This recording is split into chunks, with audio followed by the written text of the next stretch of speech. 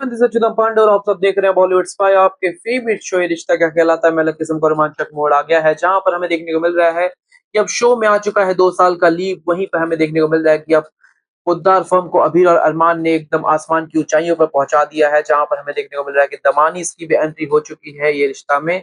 और वहीं पर मायर और मुक्ति जो कि अब सेल्फ डिपेंडेंट हो चुके हैं, धीरे धीरे बड़े हो रहे हैं। और वहीं पर हमने आपको बताया था कि अरमान और अबीरा को चिंता लगी रहती है कि कहीं उनकी बेटी को उनकी अब ज़रूरत कम ना पड़ने लगी, जहाँ पर उनको लग रहा है कि अब उनकी बेटियाँ उनसे दूर हो रही हैं, जैसे-जैसे बड़ी हो रही हैं।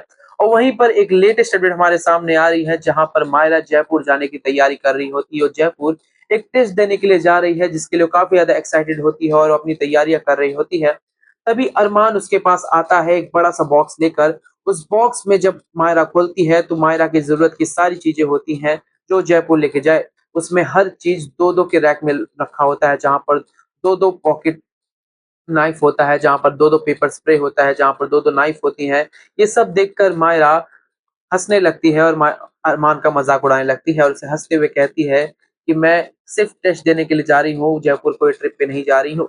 वहीं पर अबीरा भी अरमान को हँसते हुए उसे छेड़ती है और उसे कहती है कि उसका ये ओवर प्रोटेक्टिवनेस इतना करने की ज़रूरत नहीं है। जहाँ पर मायरा और अबीरा उसके मज़े लेने लगते हैं, लेकिन यहाँ पे ये अरमान का केयरिंग नेचर और उसका ओवर प्रोटेक्टिवनेस जो अब एक पिता होने के नाते अपनी बेटी के लिए दिखा रहा है।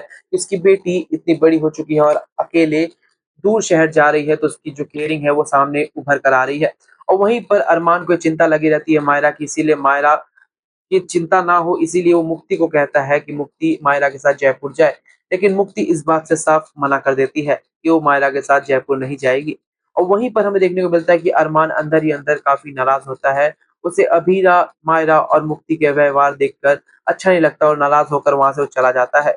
जहाँ पर ये सीन हल्का-फुल्का और मज़ेदार नज़र आ रहा है, जहाँ पर हमें देखने को मिल रहा है कि अरमान एक पिता होने के नाते उसका केयरिंग नेचर और ओवर प्रोटेक्टिवनेस सामने नज़र आ रहा है। अब देखने वाली बात ये होगी आगे और क्या-क्या ट्विस्ट एंड टर्न्स आते हैं, क्योंकि सवाल बहुत सारे, लेकिन जवाब पाने के लिए आपको कहीं जाने की ज़रूरत नहीं। हमारे चैनल बॉलीवुड स्पाई को सब्सक्राइब करना ना भूलें, बेल आइकन दबाना ना भूलें। हम सारी अपडेट आपके पास टाइम टाइम पहुँचाते रहेंगे। Thank you so much.